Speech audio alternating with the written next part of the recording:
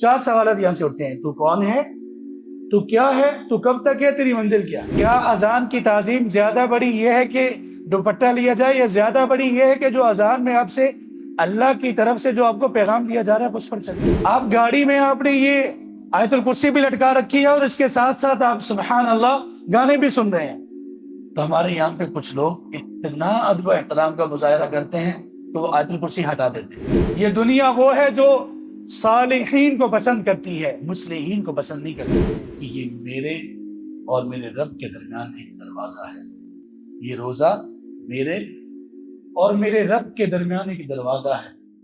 میں نہیں چاہتا ہوں کہ میں جتنا بھی گناہ گار ہو جاؤں، میں اپنے اور اللہ کے درمیان اس دروازے کو بند کروں. الحمدللہ رب العالمین والعاقبۃ للمتقین والصلاة والسلام على اشرف الانبیاء والمرسلین ومن تبعهم باحسان وایمان الى یوم الدین وبعد.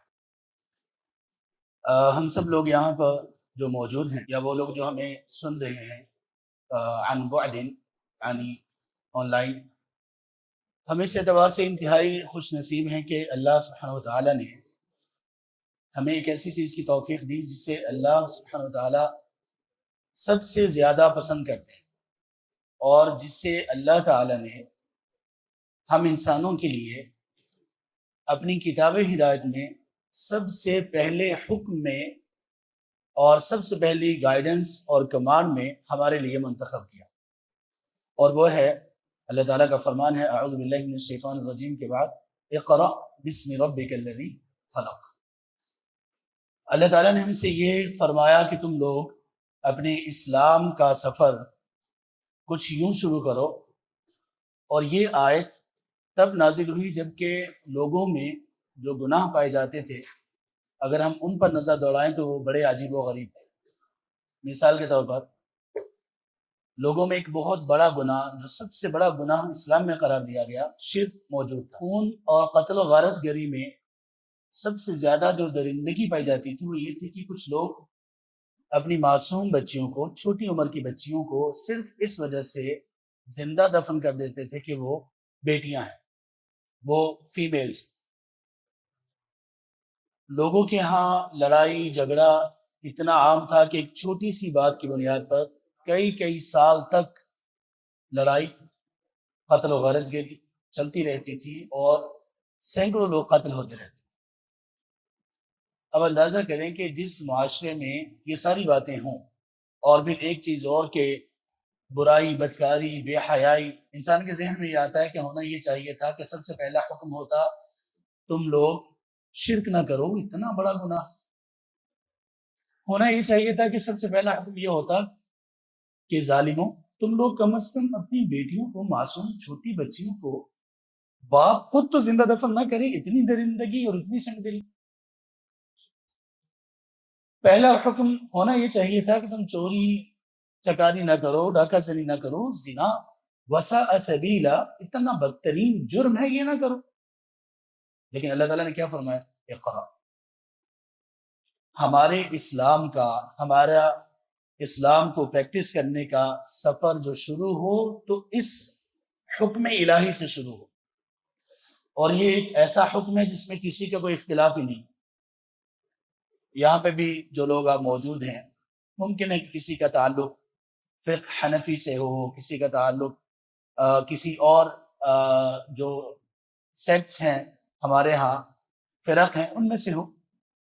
کیا کوئی بندہ اس بات سے انکار کر سکتا ہے کہ سب سے پہلا جو حکم ہے وہ اقرا ہے، اور ہمیں یہاں سے بات شروع کرنی چاہیے، اور ہمیں یہاں سے اپنی اسلام کا سفر شروع کرنا چاہیے کہ پڑھنا شروع کریں، اور وہ پڑھنا شروع کریں جو آپ کے رب نے چاہا کہ آپ کو پڑھایا جائے.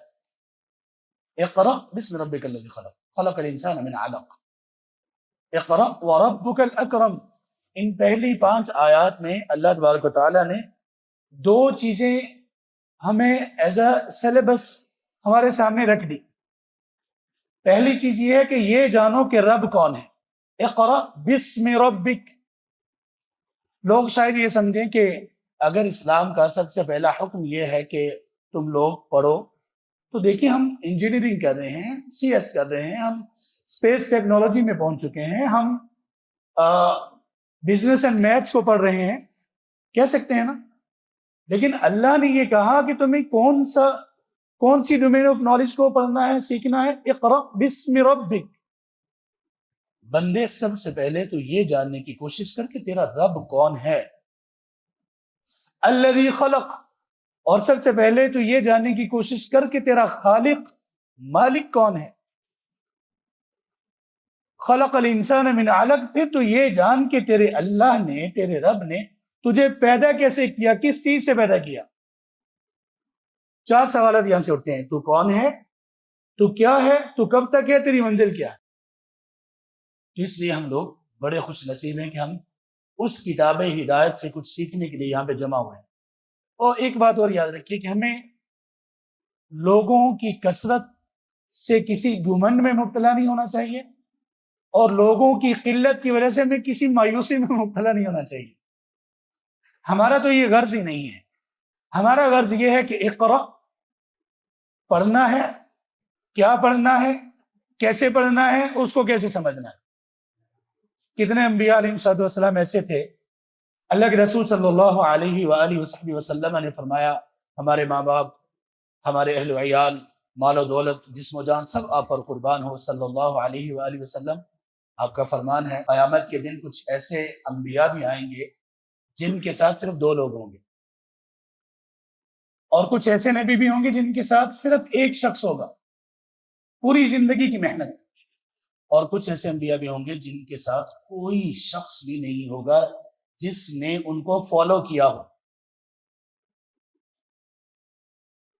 سو الحمدللہ اللہ نے ہمیں زبان عطا کی، ہم خیر کی بات کر رہے ہیں. اللہ تعالیٰ نے ہمیں سماعتیں عطا کی، ہم خیر کو سن رہے ہیں.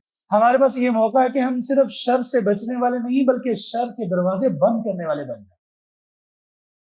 آپ کی فیوچر پلاننگ، خاص طور پر ہمارے جو یہاں پہ نوجوان بیٹھے ہیں، بہنیں بھی اور بھائی بھی، اللہ کے لیے میں آپ لوگوں سے کہتا ہوں کہ آپ لوگ بہت غور اور توجہ سے اس ٹاپک کو بس دل میں بٹھاتے جائیے، بس دل میں اتارتے جائیے. آپ، ہم سب، ہم میں سے کل یا تو ہم خیر پر چلتے ہوئے خیر کے دروازے بننے والے ہیں، یا اللہ نہ کرے ہم میں سے بہت سارے لوگ شر پر چلتے ہوئے شر کے دروازے بننے والے ہیں. اللہ میں سے بچائے. اسی یہ بہت اہم موضوع ہے. اس موضوع کے شروع میں ایک واقعہ میں آپ کو سناتا ہوں. یہ سیر اعلام نبلاء میں امام ذہبی رحمہ اللہ نے اس کا تذکرہ کیا. واقعہ کچھ یوں ہے کہ ایک محدث ہے، وہ اپنے طلب علم کے بعد اپنی کتابیں وغیرہ اور ان سب چیزوں کے ساتھ واپس اپنے گھر کی طرف جا رہے تھے، اور ایک قافلے کی صورت میں ان کا سفر جاری تھا. ایسا ہوا کہ دوران سفر ان کے قافلے پر ڈاکوؤں نے حملہ کر دیا. قافلے کو روکا گیا، ان کے سامان کو لوٹا جانے لگا. یہ جو محدث ہے، ان کے پاس اور کچھ نہیں تھا، ان کی کتابیں بھی قیمتی تھی، تو وہ یہ کہہ رہے تھے کہ میری کتابیں کم از کم چھوڑ دیں. اسی دوران انہوں نے ایک چیز نوٹس کی بڑی عجیب. وہ چیز یہ تھی کہ وہ جو ڈاکو تھے وہ لوگوں کے کھانے پینے کا سامان بھی نکال کر کھا رہے تھے. انہوں نے کھانے کی کوئی چیز اپنے لیڈر کو دی، کہا کہ آپ کھائیے. تو لیڈر نے جواب دیا کہ میں روزے سے. کیا جواب دیا؟ کس کے لیڈر نے جواب دیا؟ ڈاکوؤں کے لیڈر کہ میں روزے سے. وہ محدث کہتے میں ایک دم سے حیران ہوا کہ روزہ رکھ کے ڈاکہ زنی ہو رہی. یہ تو ایسے ہی ہوا کہ وہ بندہ بہترین طریقے سے وضو کرے اور اس کے بعد بیٹھ کے مووی دیکھنا شروع کر دے، میوزک سننا شروع کر دے. کہتے میں اس کے پاس گیا اور میں نے کہا اللہ آپ پر رحم کرے، ایک اتنا عظیم عمل کرتے ہوئے اللہ کی اتنی بڑی نافرمانی مجھے کچھ سمجھ نہیں آئی. اس نے جواب میں کہا کہ یہ میرے اور میرے رب کے درمیان ایک دروازہ ہے. یہ روزہ میرے اور میرے رب کے درمیان ایک دروازہ ہے. میں نہیں چاہتا ہوں کہ میں جتنا بھی گناہ گار ہو جاؤں میں اپنے اور اللہ کے درمیان اس دروازے کو بند کروں. اور مجھے امید ہے کہ اللہ کبھی مجھے یہ توفیق دے دیں گے کہ میں اس دروازے سے داخل ہو کر اللہ کی راہ پر چلوں. وہ محدث، وہ صاحب علم، بڑے حیران. وہ ڈاکوؤں نے اپنا کام کیا، چلے گئے، یہ بھی اپنے گھر میں آ گئے. وقت گزرتا گیا. کچھ مدت کے بعد انہی صاحب علم کا، انہی محدث کا جانا ہوا سفر حجاز کے لیے. مکہ میں یہ موجود تھے، مطاف میں موجود تھے. وہاں پر انہوں نے ایک شخص کو دیکھا طواف کر رہا تھا، تو پہچاننے کی کوشش کرنے لگے کہ کچھ پہچان بھی یہ شخص آ رہے ہیں. غور سے دیکھا، پہچاننے کی کوشش کی تو وہی ڈاکوؤں کا سردار تھا. فوراً ملے، کہا مجھے پہچانا؟ اس نے کہا ہاں میں نے پہچانا. کہا یہ کیسے ہوا؟ کہا ایسے کہ میں نے آپ سے یہ کہا تھا نا کہ یہ روزہ میرے اور میرے اللہ کے درمیان ایک دروازہ ہے. اللہ کبھی مجھے اس سے داخل ہو کر اپنی راہ پر چلنے کی توفیق دے دیں گے. اب مجھے اللہ نے وہ توفیق دے دی. اور وہ اپنی ڈاکہ زنی سے، اپنے سارے گناہوں سے توبہ کر چکا تھا، اور اس کے چہرے سے، اس کے آنکھوں کے گرد حلقے اور آنسوؤں کے نشانات سے سب عیاں ہو رہا تھا کہ یہ شخص پوری زندگی اپنی چیز کر چکا. جب یہاں پہ یہ کہا جا رہا تھا کہ ہم نے ایک ایونٹ کرنا ہے تو اس کا موضوع کیا رکھا جائے، تو اس دوران یہ بات میرے ایک ذہن میں آئی اور میں نے کہا کہ یہ موضوع رکھتے ہیں خیر اور شر کے دروازے. یہاں تھوڑا سا رک کر سوچیے کہ اس ڈاکوؤں کے سردار میں جو اتنے بڑے گناہ کا مرتکب تھا، لوگوں کے ساتھ معاملات اس کے کتنے خراب تھے. لوگوں کا حق چھین رہا تھا جو کہ اللہ تبارک و تعالیٰ کبھی معاف نہیں کرتے جب تک کہ لوگوں سے معافی نہ مانگی جائے. ایسا کیسے ہوا کہ اس بندے نے اتنے بڑے گناہ سے توبہ کی؟ نہ صرف توبہ کی کہ سب کچھ چھوڑ بھی دیا. یہ اللہ اس کے درمیان ایک روزے کا دروازہ تھا، ایک خیر کا دروازہ تھا، اس نے بند نہیں ہونے دیا. یاد رکھیے، آپ میں اگر کوئی خیر کی بات ہے اور آپ میں 1000 گناہ پائے جاتے ہیں، شیطان یہ چاہے گا کہ آپ وہ ایک خیر کی بات بھی ختم کر دو اور اس دروازے کو بھی بند کر دو. کبھی شیطان آپ سے یہ کہے گا کہ آپ تو خود عمل نہیں کرتے ہو، لوگوں کو کیوں بتا رہے ہو. کبھی آپ سے شیطان یہ کہے گا کہ میں لوگوں کو کیسے کوئی خیر کی طرف آنے اور خیر کرنے کی بات کر سکتا ہوں یا کر سکتی ہوں، میں تو خود بڑا گناہ گار اور بڑی گناہ گار ہوں. کبھی آپ کو شیطان یہ کہے گا یہ چھوٹا سا گناہ ہے کر لو. کبھی یہ کہے گا یہ کون سی اتنی بڑی خیر ہے چھوڑ دو. آپ میں جب تک ایک خیر بھی ایسی ہے جو آپ صرف اور صرف اللہ کے لیے کر رہے ہیں، ممکن ہے کہ یہ ایک خیر آپ کے لیے خیر کا دروازہ ثابت ہو اور آپ کبھی نہ کبھی اس میں داخل ہو کے اللہ کے بہت قریب چلے جائیں. اب آئیے ان خیر و شر کے دروازوں پر کچھ بات کرتے ہیں. خیر و شر کے دروازوں کو 2 حصوں میں تقسیم کیا ہے میں نے. پہلا حصہ یہ ہے کہ خیر و شر کے وہ دروازے جو ہمارے نفس سے متعلق ہیں، جو ہماری ذات تک محدود ہیں.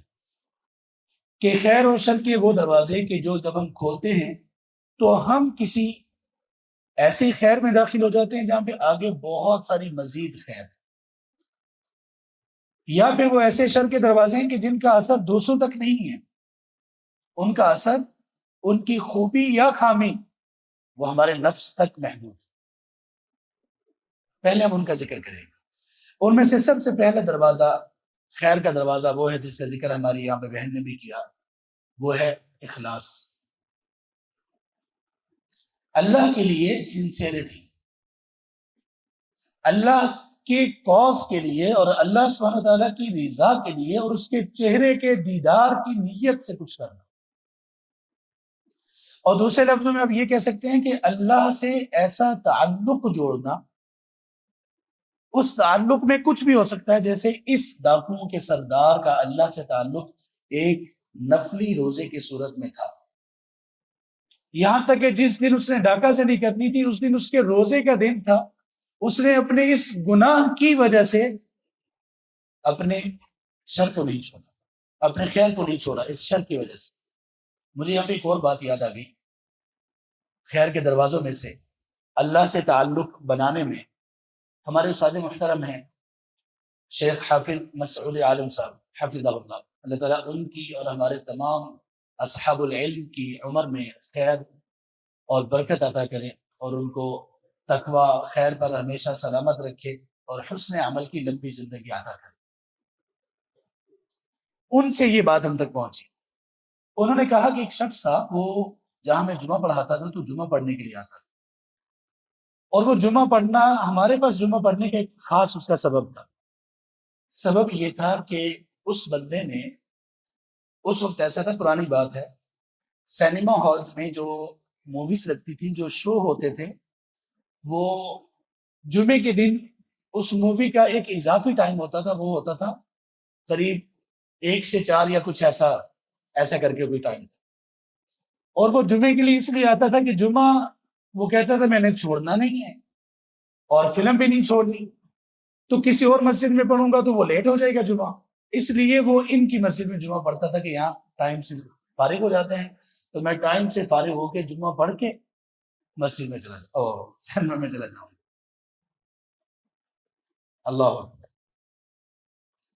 کہتے ہیں کہ اللہ تعالیٰ نے وہ جو اس کے جمعہ پڑھنے کی ایک تھی کہ میں نے جمعہ نہیں چھوڑنا اور فلم بھی نہیں چھوڑنی, اللہ نے اس کے دل میں ہماری باتیں ڈال دی اور وہ شخص توبہ طائب ہو گیا, صرف جمعہ پڑھتا تھا تو نمازوں پہ آ گیا اور پوری زندگی اسلام کے مطابق گزارنا شروع کر.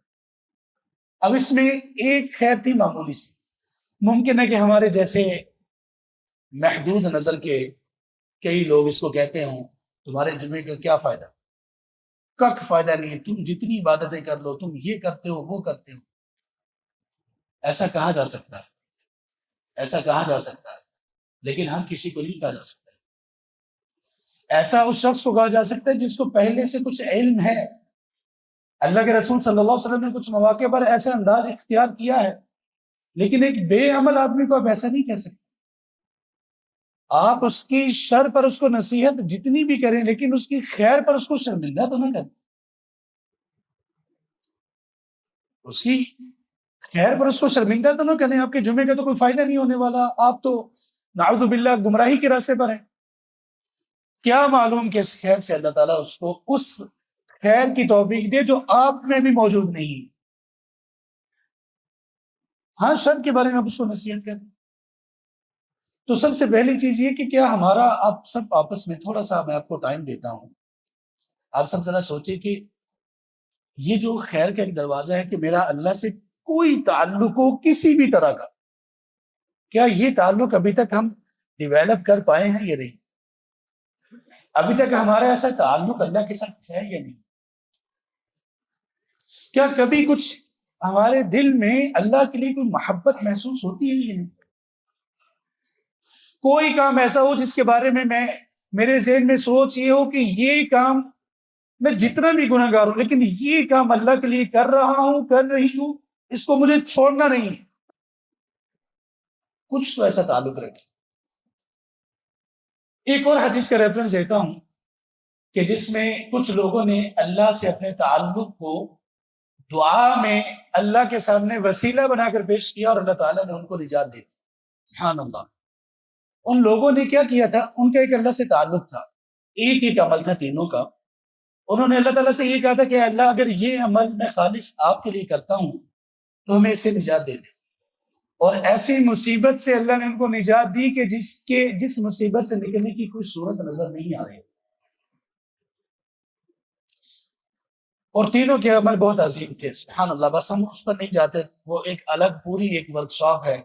وہ صرف غار کی جو حدیث ہے اس میں سیکھنے کے اتنا کچھ ہے اس میں کہ پورا ہمارا ایک سیمینار اسی پہ ہونا چاہیے. تو اللہ سے تعلق کیا ہمارا ابھی جب تک ڈیویلپ ہوا ہے. آپ جس عمر میں بھی ہیں, یہاں پہ بچے وہ بھی نظر آ رہے ہیں, نوجوان جن کے چہرے پہ ابھی تک داڑھی نہیں ہے, چھوٹی بچیاں ہیں ماشاءاللہ. آپ سب یہ دیکھیں کہ ہمارا اللہ سے کوئی تعلق ایسا ہے, چھوٹے بڑے سب لوگ یہ دیکھیں. اگر ہے تو اس کو بہت مضبوط کر لیجئے, اگر نہیں ہے تو پھر بنائیے. ہمارے ایک شیخ تھے, وہ کہا کرتے تھے کہ غار کے لوگوں کا واقعہ سن کر کیا آپ لوگوں کے پاس کوئی ایسا عمل ہے کہ اگر آج اللہ نہ کرے ہم پر کوئی مصیبت آ جائے تو ہم اللہ کے سامنے یہ دعا کر سکیں کہ اللہ اگر میرا یہ عمل خالص آپ کی محبت اور آپ کے اخلاص کے لیے تھا تو مجھے اس مصیبت سے نجات دے دے؟ کیا کوئی عمل ہمیں ایسا نظر آتا ہے؟ اگر نہیں آتا تو بنا لیجیے. یہ سب سے پہلا خیر کا دروازہ ہے کہ اللہ سے تعلق اپنا کسی طرح سے تو بنائیے، کسی طرح سے تو بنائیے.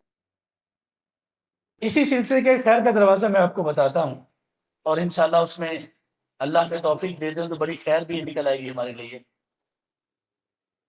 ہماری بہت ساری بہنیں ایسی ہیں جو نقاب اور حجاب نہیں کرتی، لیکن ان میں ایک چیز ہے جو ایک خیر ہے، اور یہی خیر ان کے لیے ممکن ہے کہ خیر کا دروازہ بن جائے، لیکن اگر ہم ان کو بتائیں تو. اور وہ یہ ہے کہ جب اذان ہوتی ہے تو بہت ساری ایسی بہنیں ہماری جو حجاب نہیں کرتی لیکن اذان کے وقت کیا کرتی ہیں بھلا؟ اپنے سر پر دوپٹہ رکھے. سر پر اذان کے وقت میں دوپٹہ رکھنا یہ ماں سوائے اس کے کچھ بھی نہیں ہے. کوئی ایسی سنت یا کوئی ایسا عمل نہیں ہے جس کے بارے میں ہمیں سکھایا گیا ہو، یا ایسا نہیں ہے کہ اذان کے وقت میں یہ کرنا لازم ہے، لیکن یہ ان بہنوں میں خیر کا دروازہ بن سکتا ہے اگر آپ ان کو بتائیں، ان کو گائیڈ کریں. ان کو گائیڈ اس طرح سے کریں، سبحان اللہ، کہ آپ نے اذان کی تعظیم میں، اور اذان کی تعظیم شعائر اللہ، اللہ کے جو ایک سائنس ہے، سائنس آف اسلام میں سے ایک ہے یہ اذان. آپ نے اس کی تعظیم میں سر پہ جو دوپٹہ لیا، اللہ کا فرمان ہے سورۃ الحج میں وَمَن يُعَظِّمْ شَعَائِرَ اللَّهِ فَإِنَّهَا مِن تَقْوَى الْقُلُوبِ، جو اللہ کے شعائر اسلام کی خاص چیزوں کی تعظیم کرتا ہے تو یہ دلوں کے تقوی میں سے ہے. تو یہ آپ کا سر پر دوپٹہ رکھنا اذان کو سن کر یہ تقوی کی ایک علامت ہے. یہ تقوی کی آپ کے دل میں ایک چنگاری ہے جس کے ذریعے سے آپ پورے تقوی میں داخل ہو سکتے ہیں. آپ یہ بتائیے کہ اذان کی تعظیم کیا اسی تک محدود رہنی چاہیے کہ آپ اذان کو سن کر سر پہ دوپٹہ لے لیں اور اذان ختم اور بس ختم؟ اس اذان میں جو یہ کہا جا رہا ہے کہ حی علی الصلاۃ، نماز کی طرف آؤ، اس پر کون عمل کرے؟ کیا اذان کی تعظیم زیادہ بڑی یہ ہے کہ دوپٹہ لیا جائے، یا زیادہ بڑی یہ ہے کہ جو اذان میں آپ سے اللہ کی طرف سے جو آپ کو پیغام دیا جا رہا ہے اس پر چلیے؟ انشاءاللہ بہت ساری بہنیں، بہت ساری خواتین، اللہ نے چاہا تو انشاءاللہ اس کی بنیاد پر وہ اس خیر کے دروازے میں داخل ہو جائیں. اللہ سے کوئی نہ کوئی تعلق اپنا ضرور بنائیے، کوئی نہ کوئی ایسا عمل ضرور بنائیے کہ آپ وہ صرف آپ کے اور اللہ کے درمیان ہو، اور اس کو کبھی نہ چھوڑے، اور اللہ سے یہ دعا کریں کہ اللہ اس کو خیر کا دروازہ بنا لے. اس کے مقابلے میں شر کے دروازوں میں سے کون سی چیز ہے؟ جیسے اللہ سے ہمارا ایک تعلق ہے اور اخلاص ہے، اسی طرح سے ہمارا ایک تعلق اللہ میں بچائے شیطان سے بھی ہوتا ہے. اور ہم شیطان سے اس تعلق کی بنیاد پر کچھ ہم میں ایسے گناہ ہوتے ہیں جن کو ہم کبھی بھی نہیں چھوڑتے. وہ جس بھائی کی میں نے آپ کو مثال دی جو جمعہ پڑھنے کے بعد سینما میں چلے جاتے تھے، اب ان میں یہ سینما میں جانا، موویز دیکھنا ایک شر کا دروازہ تھا. اگر یہ شر کا دروازہ ان پر غالب آ جاتا تو ان کا جمعہ رہ جاتا. جب تک شیطان سے کوئی بھی ہمارا تعلق ہے تو ہم رزق پر ہوتے ہیں، کسی وقت بھی ہم سے خیر چھین سکتی ہے اور کسی وقت بھی شر ہم پر حاوی ہو سکتی ہے. اس لیے جو شیطان سے ہمارا کوئی بھی تعلق ہے، کوئی بھی ایسی چیز ہے جو شیطان کی پسندیدہ ہے، ہمیں چاہیے کہ ہم اس کو اپنے اندر باقی نہ رکھیں، جبکہ ہمیں اس کا پتہ بھی چل چکا ہو پھر اس کو باقی نہ رکھیں. اللہ تعالیٰ کا فرمان ہے سورہ فاطر میں آیت نمبر 5 میں، یا ایھا الناس ان وعد اللہ حق فلا تغرنکم الحیات الدنیا ولا یغرنکم باللہ الغرور. لوگوں دیکھو اللہ کے وعدے سچے ہیں. فلا تغرنکم الحیات الدنیا، لوگوں دیکھو تمہیں دنیا کی زندگی دھوکے میں مبتلا نہ کرے. ولا یغرنکم باللہ الغرور، اور دیکھو تمہیں اللہ کے متعلق شیطان کسی دھوکے میں مبتلا نہ کرے، باز آ جاؤ، خبردار ہو جاؤ۔ فرمایا ان الشیطان لکم عدو فاتخذوہ عدوا، شیطان تمہارا دشمن ہے، تم بھی اسے دشمن ہی سمجھو، دوست نہ بناؤ۔ اگر تم نے شیطان سے متعلق شر کے دروازے کو بند نہ کیا تو شیطان تو یہ چاہتا ہے کہ تم بہت زیادہ شیطان کی طرف مائل ہو جاؤ اور شیطان تمہیں بہت دور لے جائے اللہ تعالیٰ سے۔ اس لیے شیطان کی بات میں نہ آؤ، شیطان کے برگلاوے میں نہ آؤ۔ جو شیطانی چیز، جو شیطان کی پسندیدہ چیز، جو گناہ بھی ہمارے اندر پایا جا رہا ہے، ہمارا یہ کام ہے کہ ہم اس کو فوراً ختم کرنے کی کوشش کریں، ڈر جائیں اللہ تعالیٰ سے۔ یہ جو دل ہے نا، دل یہ اپنے اندر اللہ کے اور شیطان کی اکٹھی محبت کو سمو نہیں سکتا۔ کوئی ایک بھاری آئے گی، اور اگر شیطان کی محبت ہمارے اوپر غالب آ گئی تو اللہ کا راستہ ہم سے چھوٹ جائے۔ کبھی بھی شیطان کو غالب نہ آنا۔ ان وعد اللہ حق فلا تغرنکم الحیات الدنیا ولا یغرنکم باللہ الغرور۔ تو یہ تھا خیر کا پہلا دروازہ اور شر کا پہلا دروازہ۔ خیر کا دوسرا دروازہ، ابھی ہم ان دروازوں کی بات کر رہے ہیں جو صرف ہمارے نفس سے متعلق ہے، جن کا اثر آگے لوگوں تک نہیں جا رہا۔ دوسرا دروازہ ہے ہماری تنہائی۔ ہم اصل میں وہ ہیں جو ہم تنہائی میں ہوتے ہیں۔ لوگوں کے سامنے تو ہم سبھی بڑے شریف، بڑی خیر والے، بڑے ادب و احترام والے، بڑی تہذیب والے، بڑی تمیز والے، بہت اپنے آپ میں رکھ رکھاؤ والے ہیں۔ دیکھنا یہ ہے کہ ہماری تنہائی کیسی ہے۔ اگر تنہائی اچھی ہے تو یہ وہ خیر کا دروازہ ہے کہ جس کے بعد اتنی خیر ہمیں ملنے والی ہے کہ جس کا تصور بھی نہیں کر سکتے۔ اور اگر ہماری تنہائیاں شیطان کی پسندیدہ ہیں تو یہ شر کا وہ دروازہ ہے جو آپ کے لیے کئی خیر کے دروازے بھی بند کر دے۔ ہم نے دیکھنا یہ کہ جب ہم تنہا ہوتے ہیں تو ہم کیا کر رہے ہوتے ہیں۔ اللہ کی قسم، ہماری تنہائیوں کو جس چیز نے برباد کر دیا وہ یہ ہمارا موبائل ہے۔ جس چیز نے ہمارے دل سے اللہ کے تعلق کو تنہائی میں جڑ سے ہی اکھاڑ دیا، بالکل کنیکشن ہی ختم کر دیا، وہ ہمارا موبائل۔ پہلے کبھی ایسا ہوتا تھا کہ جو لوگ اگر کوئی گناہ کے کام بھی ان سے ہوتے تھے تو تنہائی میں ان کو موقع ملتا تھا، وہ سوچتے تھے کہ بندے تو کیا کر رہا، کس لائن پر چل رہا ہے، تجھے اللہ نے یہ توفیق دی، اسلام کی ہدایت دی، تو کس راستے پہ چل رہا ہے۔ اب جب ہم تنہا ہوتے ہیں تو ہم سوچتے ہی نہیں۔ ہمارے لیے جو وقت تھا پہلے کبھی، وہ بالکل ختم ہو چکا، بالکل ختم، فنا ہو چکا۔ اس لیے کتنی ساری ایسی باتیں ہیں، کتنی ساری ہمارے اندر بیماریاں ایسی ہیں جن کی شفا صرف یہ ہے کہ ہم تنہائی میں بیٹھ کر سوچیں اور کوئی فیصلہ کریں کہ ہم نے یہ کرنا، یہ نہیں کرنا۔ لیکن ہمیں تنہائی ملتی نہیں۔ رات کو سونے سے پہلے ہم کیا کر رہے ہوتے ہیں؟ موبائل۔ اسی موبائل کو دیکھتے دیکھتے سوتے ہیں، صبح اٹھنے کے بعد سب سے پہلا کام کیا کرتے ہیں؟ موبائل۔ اعوذ باللہ من الشیطان الرجیم۔ اور اس میں پھر کوئی بڑے سے بڑا، کوئی مسجد سے متعلق شخص، کوئی صدقہ خیرات سے متعلق شخص، یہاں تک کہ یہ ایسا فتنہ بن چکا کہ بڑے بڑے دینداروں کو، اصحاب العلم کو اس سے اپنی لپیٹ میں لے لی۔ اگر اور کچھ نہیں تو وہ جو اصحاب العلم تھے، ان کی جو جتنی خیر لوگوں تک پہنچ سکتی تھی، یہ موبائل ان کی رکاوٹ بن گیا، ان کی تنہائی کی وجہ سے۔ یہ تنہائیاں آپ کے لیے یا تو اللہ کے قرب کا اتنا بڑا ذریعہ بنے گی کہ آپ کو عرش کا سایہ ملے گا۔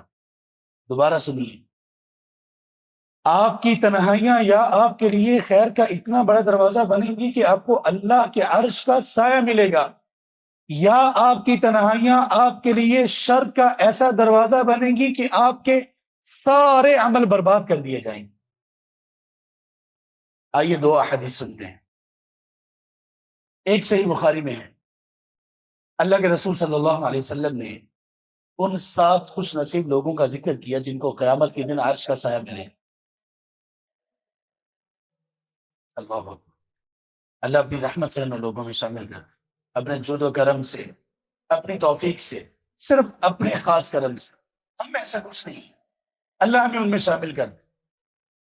آپ صلی اللہ علیہ وسلم نے 7 لوگوں کا ذکر کیا اور سب سے آخر میں جس کا تذکرہ کیا، پہلے 6 لوگوں کا تعلق ہے، ان کی نیکی کا تعلق ہے لوگوں کے ساتھ، اور 7ویں نمبر پر نبی صلی اللہ علیہ وسلم نے اس شخص کا ذکر کیا جسے عرش کا سایہ ملنے والا ہے، جس کی نیکی کا تعلق لوگوں کے ساتھ نہیں۔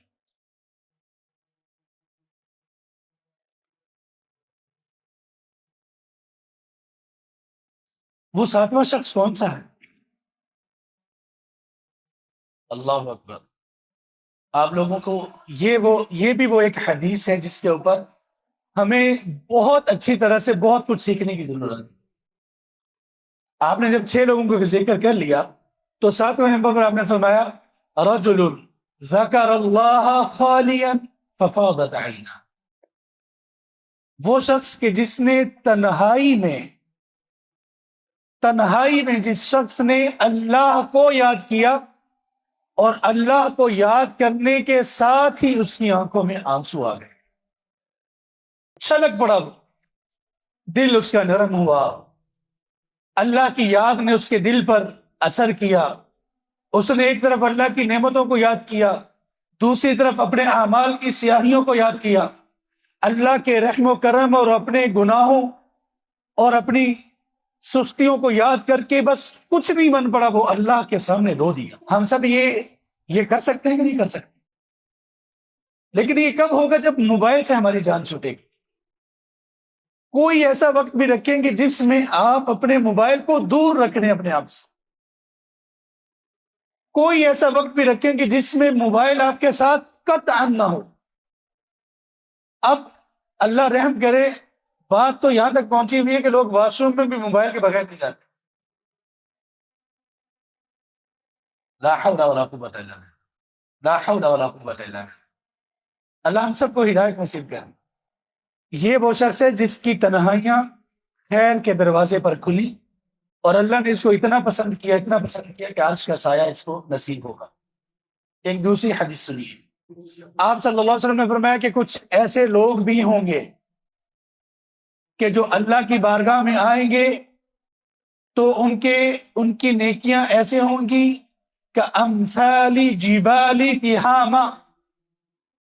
تہامہ کے پہاڑوں کی مانند ان کی نیکیاں ہوں گی، بڑے بڑے اجر و ثواب انبار ہوں گے، لیکن اللہ تبارک و تعالیٰ ان کی ان ساری نیکیوں کو خس و خاشاک کی طرح، ذرات کی طرح قیامت کے دن اڑا دیں گے، برباد ہو جائیں گی ساری نیکی۔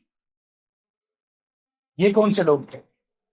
یہ وہ لوگ تھے کہ جب یہ تنہا ہوتے تھے تو اللہ کی حرام کردہ چیزوں میں اللہ کی حدود کو پامال کیا کرتے تھے۔ یہ صحیح ترغیب میں حدیث ہے۔ باقی نیک تھے، نیکیاں بھی اتنی تھی کہ انبار لگے ہوئے تھے، انبار،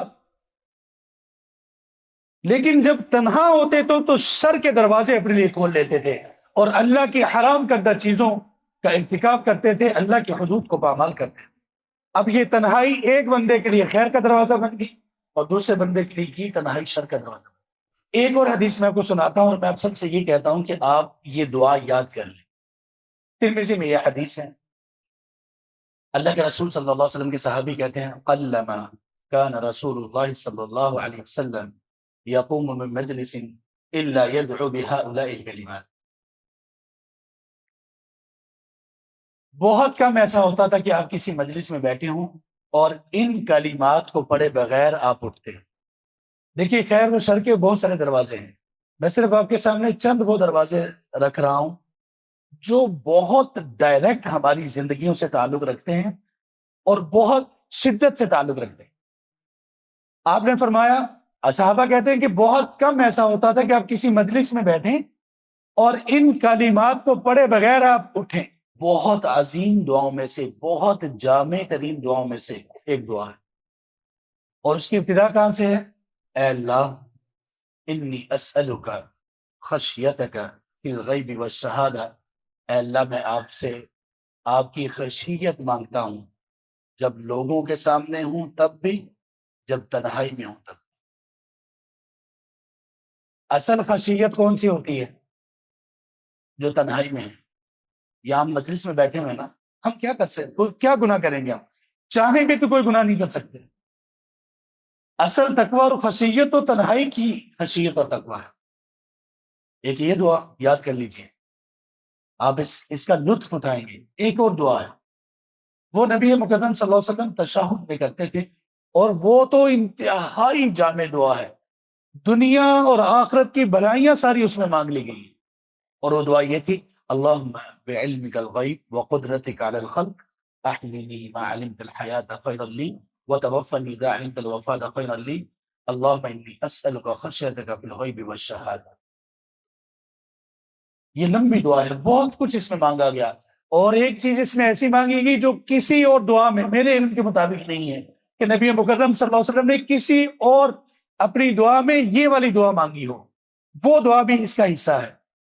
اللہم انی اسألک لذت النظر الى وجہک, اے اللہ میں آپ سے اس لذت کا سوال کرتا ہوں جو لذت آپ کے چہرے کے دیدار سے حاصل.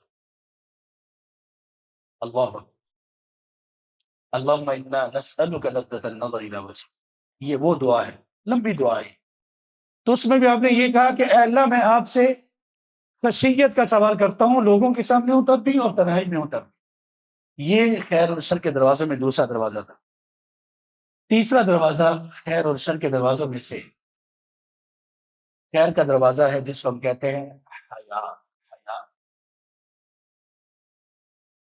انتہائی قابل احترام سامعین و سامعات, اللہ کی قسم حیا اتنا بڑا خیر کا دروازہ ہے, اتنا بڑا خیر کا دروازہ ہے کہ اللہ کے رسول صلی اللہ علیہ وسلم نے اس خیر کے دروازے کو ایمان کا جز قرار دیا. الحیاء من الایمان, رواہ البخاری. الایمان بضع وسبعون شعبہ, اور آخر میں کہا والحیاء من الایمان. حیا ایمان ہے, حیا ایمان ہے. کس سے حیا؟ اللہ تعالیٰ سے حیا. کس سے حیا؟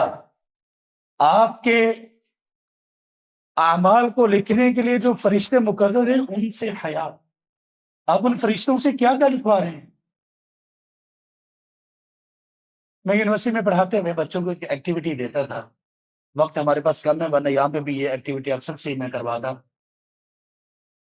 یہ ایک سادہ پیپر ہے, آپ یہ اپنے سامنے رکھیں اور میں آپ سے کہتا ہوں کہ آپ اس پہ لکھیں بسم اللہ الرحمن الرحیم, آپ نے لکھ لیا. میں آپ سے کہتا ہوں آپ اس پہ لکھیں انشاءاللہ, آپ نے لکھ لیا. الحمدللہ, سبحان اللہ, اللہ اکبر, سب لکھ لیا. اور اس کے بعد اگر میں آپ سے کہوں کہ اس پہ لکھو کوئی بہت بری بےہودہ گالی, آپ میں سے کوئی لکھے گا؟ کوئی جتنا بھی گناہ گار ہو لکھے گا؟ نہیں لکھے. کیوں؟ حیا ہے نا. کہ میں کیسے لکھوں جس پر اللہ کا نام لکھا ہوا ہے؟ ہم الحمدللہ, ہم میں یہ بھی ایک بات ہے کہ اللہ کے نام کی تعظیم ہم بہت کرتے ہیں, اور یہ الگ بات ہے کہ کبھی کبھی تعظیم میں ہم ایسا آگے بڑھتے ہیں کہ ایک اور ہی راہ پہ چلے جاتے ہیں, غیر لاشعوری طور پر شر پہ نکل جاتے ہیں. جیسے یونیورسٹی میں پڑھاتے ہوئے میں بچوں سے کہتا تھا کہ ان کو سورہ حجرات پڑھاتا تھا تو میں ان سے کہتا تھا کہ مصحف لے کر آیا کریں, قرآن لے کر آیا کریں. لیکن وہ بچے ادب و احترام میں قرآن ہی نہیں لاتے تھے. اتنا ادب و احترام, اتنا ادب و احترام, قرآن نہیں لے کے آنا. نہیں سر, بیگ میں کیسے ڈال سکتے ہیں سر, بیگ ہو جائے گی, یہ ہو جائے گا, وہ ہو جائے گا. اور اس سے بھی آگے بڑھ کر لطیفے کی بات, لیکن رونے کی بات. کسی کی گاڑی میں, ہم سب جن کے پاس گاڑیاں ہیں تو کچھ نہ کچھ ہم نے آویزاں کر رکھا ہوتا ہے, سبحان الذی سخر لنا ھذا, یا یہ آیت لکھی ہوتی ہے. گھروں میں آیت الکرسی لگائی ہوئی ہوتی ہے. اب کسی بندے سے یہ کہا گیا کہ یار اپنے اپنے ڈرائیونگ روم میں یا اپنی گاڑی میں آپ نے قرآن کی آیت بھی آویزاں کر رکھی ہے, اور آپ کے ڈرائنگ روم میں ساتھ کچھ بےہودہ بے حیا ایکٹرز کی تصاویر بھی لگی ہوئی ہیں. آپ گاڑی میں آپ نے یہ آیت الکرسی بھی لٹکا رکھی ہے, اور اس کے ساتھ ساتھ آپ سبحان اللہ گانے بھی سن رہے ہیں. تو ہمارے یہاں پہ کچھ لوگ اتنا ادب و احترام کا مظاہرہ کرتے ہیں کہ وہ آیت الکرسی ہٹا دیتے ہیں. اپنے ڈرائنگ روم سے, اپنی گاڑی سے آیت الکرسی نکال دیتے ہیں. واقعی آپ کی بات ہمیں سمجھ آ گئی, جزاک اللہ خیرن. جس ڈرائنگ روم میں یہ گندی تصویریں لگی ہوں وہاں پہ آیت الکرسی نہیں ہونی چاہیے. اللہ کے بندے, گند کو اتارو. آپ نے وہ خیر ختم کر دی. لا حول ولا قوة الا بالله. تو حیا کیا ہے؟ حیا اللہ سے حیا. جس طرح سے ہم اس پیپر کے اوپر بسم اللہ اللہ اکبر لا الہ الا اللہ لکھنے کے بعد گالی گلوچ بری بے حیائی کی باتیں نہیں لکھیں گے نا. ہم کیسے یہ گوارا کر لیتے ہیں کہ ہمارے نامہ اعمال میں اچھی باتیں لکھتے لکھتے فرشتے لکھ رہے ہیں. ہم نے نماز کے لیے کھڑے ہوئے ہم نے پڑھا اللہ اکبر سبحانک اللہم وبحمدک وتبارک اسمک وتعالی جدک. آپ سے پوچھا کیا حال ہے؟ الحمدللہ اللہ کا شکر ہے. اور اس کے ساتھ اسی پیج پہ لکھا ہو عجیب و غریب ماں بہن کی گالیاں، غیبتیں، چغلیاں، بے حیائی کی باتیں، ہم کیسے یہ گوارا کر لیں؟ اپنے اندر حیا پیدا کی. اسی طرح حیا کیجئے بڑوں سے، اسی طرح حیا کیجئے چھوٹوں سے بھی. بڑوں سے حیا کیا ہے؟ بڑوں کی مجلس میں اپنی آوازوں کو دھیما رکھے.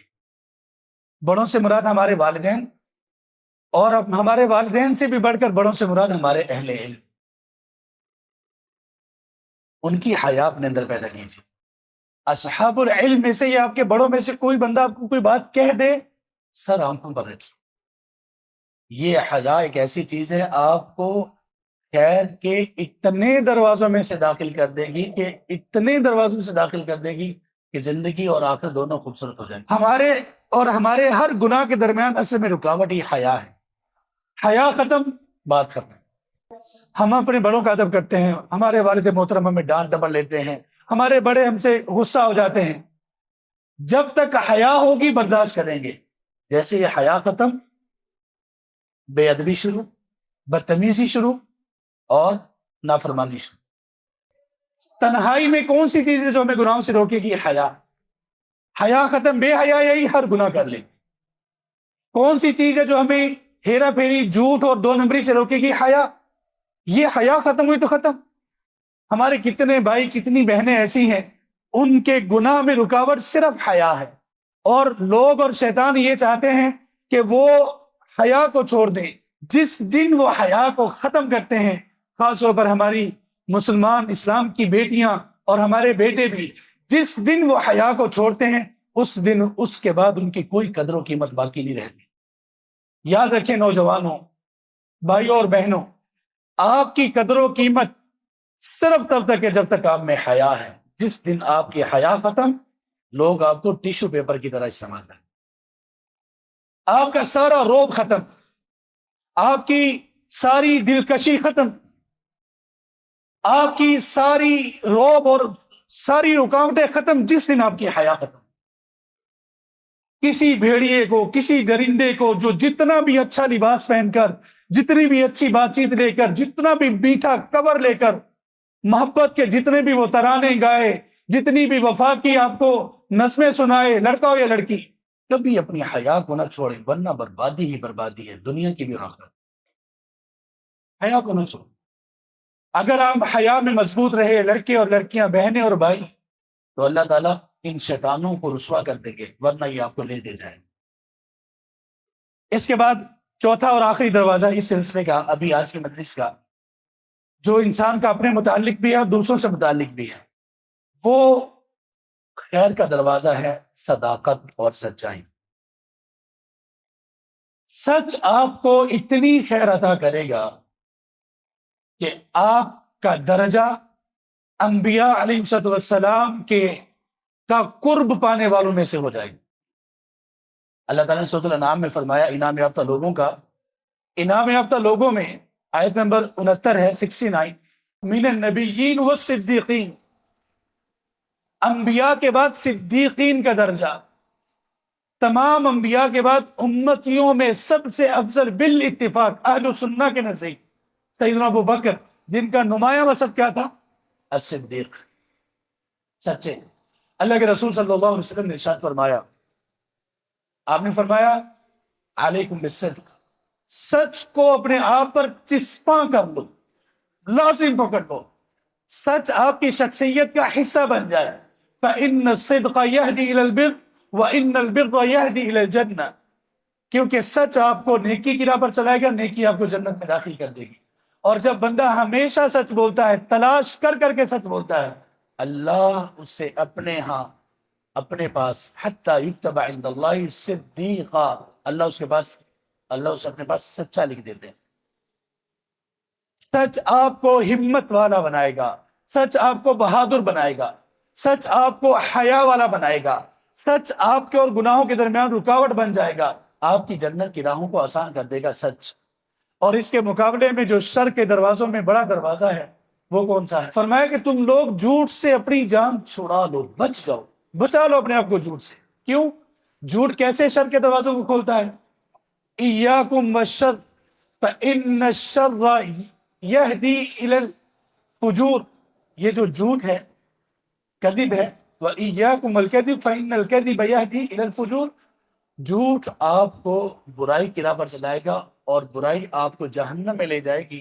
اور بندہ جب مسلسل جھوٹ بولتا ہے تو اللہ تعالیٰ کے ہاں وہ کاذب نہیں کذاب لکھ دیا جاتا ہے، کذاب۔ اور ایک بات یاد رکھیں، ہم نے یہ سیکھا اور ہم نے آگے بھی سکھایا، آپ بھی سیکھ لیجئے، جس بندے کو جھوٹ بولتے ہوئے شرم محسوس نہ ہو، اس بندے سے دنیا جہان کے ہر گناہ کی توقع کی جا سکتی۔ جس بندے کو جھوٹ بولتے ہوئے شرم محسوس نہ ہو، اعوذ باللہ من الشیطان۔ جھوٹ کئی شر کے دروازوں کا ایک ہی دروازہ ہے، آپ کھولیں گے تو آپ بے شمار شر کے دروازوں میں داخل ہو جائیں گے۔ نا انصافی، کرپشن، بے حیائی، دھوکہ، فراڈ، منافقت، سب میں جھوٹ ہے۔ اللہ تعالیٰ نے قرآن اور حدیث میں اللہ کے نازل کردہ تعلیمات میں منافقین کے کوئی 60 کے قریب علامات ہیں۔ ڈاکٹر فضل الہی صاحب حفظہ اللہ، ان کی کتاب ہے منافقین کی علامات کے متعلق، کوئی 60 کے قریب علامات ہیں۔ لیکن جب اللہ تعالیٰ نے منافقین کا انجام ذکر کیا تو صرف ایک علامت کا تذکرہ کیا، اور وہ ہے سورۃ البقرہ کی آیت نمبر 10 میں وَلَهُمْ عَذَابٌ أَلِيمٌ بِمَا كَانُوا يَكْذِبُونَ۔ اللہ نے فرمایا کہ منافقین کے لیے دردناک عذاب ہے، اس لیے کہ یہ جھوٹ بولتے ہیں۔ یہاں 60 علامات میں سے اللہ تعالیٰ نے کسی کا ذکر نہیں کیا، ایک علامت کا ذکر کیا، کیونکہ وہ جھوٹ ایسی چیز ہے جس کے بعد یہ بہت آگے شر میں چلے جاتے ہیں۔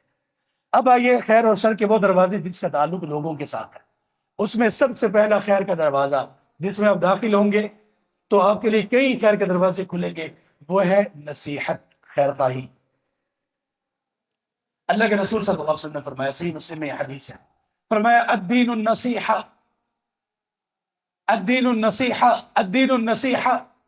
لوگوں دیکھ لو، دین پورا خیر خواہی کا نام ہے، خیر خواہی کا نام ہے، ویل وشنگ کا نام ہے، سنسیئرٹی کا نام ہے۔ صاحب نے پوچھا لمن، اللہ کے رسول کس کے لیے، کس کی خیر خواہی کریں؟ فرمایا للہ ولی کتابہ ولی رسولہ ولی ائمۃ المسلمین وعامتہ، اللہ سے متعلق خیر خواہی۔ اور اللہ سے متعلق خیر خواہی یہ کہ اللہ کی باتوں کو سیکھو اور مانو، اللہ کی کتاب کی خیر خواہی، اللہ کی کتاب کو سیکھو اور اس کے مطابق زندگی گزارو۔ رسول کی خیر خواہی، رسول کی باتوں کو سیکھو، رسول سے سب سے بڑھ کر محبت کرو، جان نچھاور کر دو ان پر، اور ان کی زندگی کے مطابق اپنی زندگی کو ڈالو۔ اور اسی طرح مسلمانوں کے علماء اور امراء کی خیر خواہی، یعنی ان کی رہنمائی میں ان کے مطابق چلو جب تک وہ اللہ اور اس کے رسول کے خلاف حکم نہ دیں۔ اور تمام مسلمانوں کی خیر خواہی، یعنی ہمارا دین ہے ہی پہچان خیر خواہی۔ کسی مسلمان کے بارے میں یہ نہیں کہا جانا چاہیے کہ اس مسلمان نے، مرد یا خاتون نے، کسی کی بدخواہی کی ہے، اس نے فلاں کے لیے یہ شر پھیلائی ہے، اس نے فلاں کی غیبت اور چغلی کی ہے۔ خیر خواہی، سب کے لیے خیر خواہی، سب کے لیے خیر خواہی۔ آپ صلی اللہ علیہ وسلم نے فرمایا انفع الناس خیر الناس انفعهم، لوگوں میں سب سے بہترین وہ ہے جو لوگوں کے لیے سب سے زیادہ نفع والا ہے۔ ہم دیکھیں ہم لوگوں کو نفع پہنچا رہے ہیں کہ نقصان پہنچا رہے ہیں؟ اور اس کے مقابلے میں جو شر کا دروازہ ہے وہ کون سا ہے؟ لوگوں کی بدخواہی کرنا، لوگوں کی خیر خواہی نہ چاہنا۔ جب آپ کے دل میں کسی 1 2 3 4 کے لیے یہ بات آ گئی کہ میں نے اس کی خیر خواہی نہیں کرنی، تو پھر آپ کے لیے شر کے کون سے دروازے کھلیں گے؟ غیبت، چغلی، جاسوسی، الزام، بہتان۔ اور یہ سارے کبیرہ گناہ ہیں، اور یہ سارے وہ گناہ ہیں جن کے اوپر جہنم کی، قبر کے عذاب کی اور اللہ کی شدید ناراضگی کی وعید۔ کسی کا برا تو نہ سوچیں۔ ہمارے بھائی جو اپنے گھروں میں موجود ہیں، ہماری بہنیں جو اپنے گھروں میں موجود ہیں، شادی سے پہلے یا بعد میں آپ دیکھیں کہ آپ کے ساتھ رہنے والے جو لوگ ہیں، آپ کے والدین، بہن، بھائی، یا شادی کے بعد آپ کی ساس، آپ کی شوہر کی بہنیں، بھائی، یا جو آپ کے شوہر سے متعلق باقی عزیز و اقارب ہیں، آپ ان سے برا تو نہیں چاہ رہے کہ دل میں کوئی ان کے بارے میں کوڑ تو نہیں ہے، کوئی تنگی، کوئی کینہ، کوئی ایسی چیز تو نہیں ہے؟ کیا خیر خواہی ان کی کر رہے ہیں جو آپ اپنی بہنوں کے لیے، اپنے بھائیوں کے لیے چاہتے ہیں، کیا وہ دوسروں کے لیے بھی چاہ رہے ہیں؟ آپ نے فرمایا لا یؤمن احدکم، صحیح بخاری میں حدیث ہے، لا یؤمن احدکم، تم میں سے کوئی شخص تب تک مومن نہیں ہے، ایمان اس کا کسی کھاتے میں نہیں ہے، ڈاما ڈول ہے، حتی یحب لاخیہ ما یحب لنفسہ، جب تک کہ وہ اپنے بھائیوں کے لیے بھی وہ چیز پسند نہ کرے جو وہ اپنے لیے پسند کرے۔ اپنے لیے ہمیں یہ پسند ہے کہ ہماری لوگ عزت کریں، احترام کریں، ہمیں گالی گلوچ نہ کریں، ہماری غیبت نہ کریں، چغلی نہ کریں، ہمیں تکلیف نہ دیں، نہ زبان سے نہ ہاتھ سے۔ تو کیا یہی چیز ہم لوگوں کے لیے پسند کرتے ہیں؟ اگر ہم میں خیر خواہی نہ رہی جو خیر کا دروازہ ہے، تو بد خواہی آئے گی، جیسے بد خواہی آئی تو شر کا دروازہ کھل جائے گا، جیسے بد خواہی آئی تو کیا ہوگا؟ شر کا دروازہ کھل جائے گا۔ دوسرا جو شر کا خیر کا دروازہ ہے جس کا لوگوں سے تعلق ہے، وہ ہے اصلاح۔ وہ کیا ہے؟ اصلاح۔ اللہ کے لیے اصلاح کرنے والے بن جائیں۔ سارے لوگ جو جہاں پر بھی ہیں، اولاد ہیں یا والدین، شوہر ہے یا بیوی، بہنیں ہیں یا بھائی ہیں، دوست احباب ہیں یا کوئی بھی ہیں، اللہ کے لیے اصلاح کرو، فساد نہ کرو۔ ہمارے پاس اتنے مسائل آتے ہیں، ہمارے یہاں پہ مشائخ بیٹھے ہوئے ہیں، ان کے علم میں بھی اتنے سارے مسئلے ہوں گے کہ لوگوں کے گھر اجڑ گئے صرف اس وجہ سے کہ کوئی اصلاح کرنے والا نہیں ہے۔ یاد رکھیے، اللہ کی بڑی نعمتوں میں سے ایک نعمت یہ ہے کہ کوئی شخص آپ کو یہ کہنے والا ہو کہ نہ کرو، کرو۔ کوئی آپ کو اچھی بات کرنے کا حکم دینے والا اور بری بات سے ڈانٹنے والا ہو، اللہ کی قسم، یہ اللہ کی نعمت ہے، اس کی قدر کر لو۔ کتنے لوگ ایسے ہیں جن کی گمراہی کا سبب صرف یہ ہے کہ ان کو کوئی روکنے ٹوکنے والا نہیں ہے، اور جو بندہ یہ چاہتا ہے کہ مجھے کوئی روکنے ٹوکنے والا نہیں ہے، اللہ کی قسم وہ شیطان کی راہ پر چلنے والا، وہ اپنے لیے شر کے بہت سارے دروازے کھولے۔ اصلاح کرنے والے بنو۔ اللہ تعالیٰ نے ہمارا ایک تعلق قائم کیا، ایک ہمارا تعلق ہے نا جو خون کے رشتوں کی وجہ سے ہے، ایک ہمارا تعلق ہے جو سسرالی رشتوں کی وجہ سے، نکاح کی وجہ سے ہے۔ ان دونوں سے مضبوط ایک اور تعلق، سورۃ الحجرات کی آیت نمبر 10 میں اللہ کا فرمان ہے انما المؤمنون اخوہ۔ دیکھو، مومن تو ماں سوائے اس کے کچھ نہیں ہے کہ وہ آپس میں بھائی ہیں۔ یہ ہمیں آپس میں ایک رشتے میں منسلک کیا اللہ تعالیٰ نے، جس کو کہتے ہیں اخوت کا رشتہ۔ اخوت کا رشتہ اللہ کے لیے، اس کو محسوس کریں سب لوگ، یہ اللہ نے رشتہ جوڑا ہے، اللہ نے۔ ہم میں سے کوئی اس کا انکار نہیں کر سکتا۔ کتنے لوگوں نے اس کا انکار کیسے کیسے کیا؟ دشمنیوں سے، بغض سے، کسی نے کاسٹ اور برادری کے بت کو پوچھتے ہوئے یہ ہماری برادری کا نہیں ہے، نیچ ہے، یہ فلاں ہے فلاں ہے، ہم ان کے ساتھ تعلق نہیں جوڑتے، رشتے ناتے نہیں کرتے، ہم ایسے ہیں اور یہ ایسے ہیں۔ انما المؤمنون اخوہ، اخوت کا رشتہ جب یہ اللہ نے جوڑا تو ساتھ ہی ایک حکم ہمیں دے دیا جو ہم سب کے لیے ہے، علماء کے لیے، عام لوگوں کے لیے، بڑوں کے لیے، چھوٹوں کے لیے، کیا؟ فَأَصْلِحُوا بَيْنَ أَخَوَيْكُمْ، فَأَصْلِحُوا بَيْنَ أَخَوَيْكُمْ، اپنے بھائیوں کے درمیان، بہنوں کے درمیان اب اصلاح کرو۔ اللہ کے لیے اصلاح کرنے والے بن جاؤ، اللہ کے لیے مصلحین بن جاؤ۔ ایک اور بھی حقیقت یاد رکھو، جب آپ اصلاح کرنے والے بنو گے تو لوگ آپ کو پسند نہیں کریں گے۔ یہ دنیا وہ ہے جو صالحین کو پسند کرتی ہے، مصلحین کو پسند نہیں کرتی۔ انبیاء نے اپنی قوم سے کہا تھا وَلَكِنْ لَا تُحِبُّونَ النَّاصِحِينَ، کہ میں تمہاری خیر خواہی کرتا ہوں، تمہیں تو خیر خواہی کرنے والے، اصلاح کرنے والے لوگ پسند ہی نہیں ہیں۔ ہم میں سے جس بھائی اور بہن کو اصلاح کرنے والا بندہ پسند نہیں ہے، وہ سمجھ لے کہ میں بے ایمان، مجھ میں وہ وصف پایا جا رہا ہے جو مشرکین میں پایا جاتا تھا، جو قرآن نے بتایا۔ انبیاء نے ان سے کہا یہ ان لوگوں کا وصف اور عادت ہے جو آخرت کے منکر تھے، انبیاء کے منکر تھے، جو آسمانی وحی کے منکر تھے۔ وَلَكِنْ لَا تُحِبُّونَ النَّاصِحِينَ، ان کو اصلاح کرنے والے لوگ پسند ہی نہیں۔ ہر بیوی یہ دیکھے اس کو شوہر کی اصلاح بری تو نہیں لگ رہی، ہر شوہر یہ دیکھے اس کو اپنی بیوی کی اصلاح بری تو نہیں لگ رہی، اولاد دیکھے کہ والدین جو مجھے اصلاح کرتے ہیں مجھے برا لگتا ہے کہ نہیں، علماء میری جو اصلاح کرتے ہیں کہ میں کیسے لیتا ہوں اس کو۔ اصلاح کرنے والے بنو۔ اور اس کے مقابلے میں جو شر کا بہت بڑا دروازہ ہے وہ کون سا ہے؟ کہ کوئی بندہ اصلاح نہ کرے، شر پھیلائے۔ اللہ کے لیے اپنی شر کو کم از کم اتنا کر لو کہ اپنے آپ تک محدود رکھو، دوسروں تک تو نہ پہنچ۔ ایک شخص فوت ہو گیا، سچا واقعہ، کسی دوسرے شخص جو اس کا دوست تھا، اس کو خواب آیا کہ وہ کسی بری حالت میں ہے۔ خوابوں کا دین کی کاملیت میں کوئی کردار نہیں یاد رکھے کہ خواب آیا تو یہ ہوا، تو حضرت کو خواب آیا تو ایسا ہو گیا، بلکہ آپ دیکھیں گے کہ بہت سارے گمراہ فرقے ایسے ہیں کہ ان کی بنیاد ہی خوابوں پر ہے، جیسے قادیانی، پوری عمارت خوابوں میں کھڑی ہے، آغا خانی، اسی طرح اور بہت سارے لوگ، مجھے خواب آیا اللہ کے رسول صلی اللہ علیہ وسلم کی زیارت ہوئی، مجھے مدینے کا ٹکٹ دے دو، یہ کر دو، وہ کر دو۔ جو اس طرح کے خواب سنائے گا سمجھ لیں کہ وہ حق پر نہیں ہوگا۔ خوابوں سے اسلام میں کوئی اضافہ نہیں ہو سکتا۔ اسی طرح میرے پاس ایک سوال آیا کسی کا، وہ کہہ رہے وہ بیچارہ اللہ تعالیٰ ان پر رحم کرے، وہ بہت زیادہ شیعت کی طرف مائل ہو رہے تھے صرف اپنے چند خوابوں کی وجہ سے۔